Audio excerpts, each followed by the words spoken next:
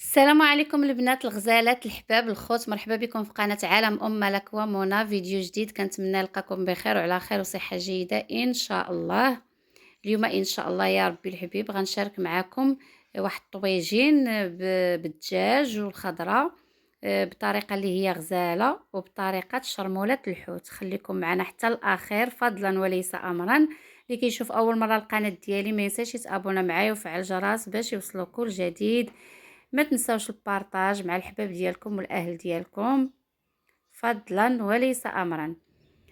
كما كتشوفوا البنات، اليوم كما قلت لكم غادي نديروا طويجين بالدجاج والبطاطا وبصيله، وكيجي بواحد الطريقه اللي هي زوينه، كيجي مشرمل على حقه وطريقه، وغادي يعجبكم البنات، حيت البنات فيه واحد الشرموله اللي هي زوينه. وخليكم معنا نبداو ان شاء الله الطريقه.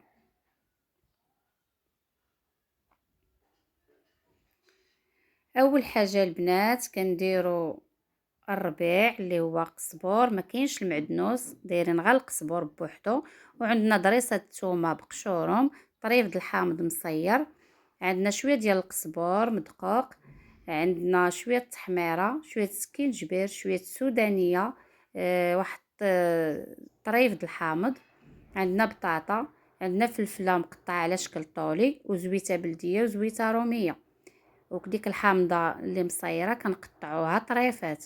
نخلطوا كلشي البنات بالنسبه للبنيتات المبتدئات راه الطريقه سهله ويجيكم واحد الطويجن اللي هو غزال. عندي الدجاج ديالي اللي من طبيعه الحال مغسول مفروك مرقد، كاين في كونجيلاتور. دائما الدجاج ملي كيكون في كونجيلاتور كيكون كيعطي واحد المذاق زوين وكيجيكم زوين حسن من الدجاج اللي كيجي ويطيب في بلاصتو. دائما واحد النصيحه البنات، الدجاج دائما يجي يتغسل يتفرك يترقد ويتلاح في الكونجيلاتور. عندي الدجاج ديالي، كل واحد غادي يدير الدجاج اللي على قد اللي بغى.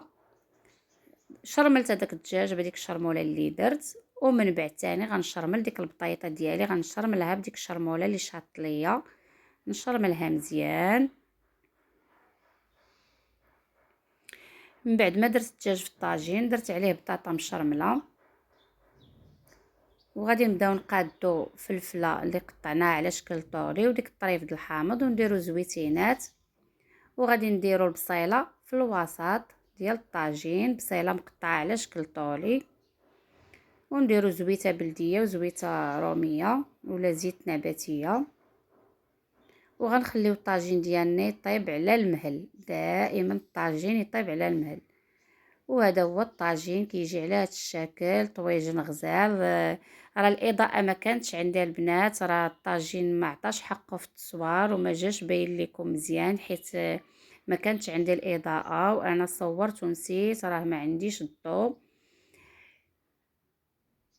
طويجن جا كيحمق البنات، جا مشرمل بشرموله د الحوت اللي جاو غزال. كنتمنى تجربوه، غادي يعجبكم ان شاء الله.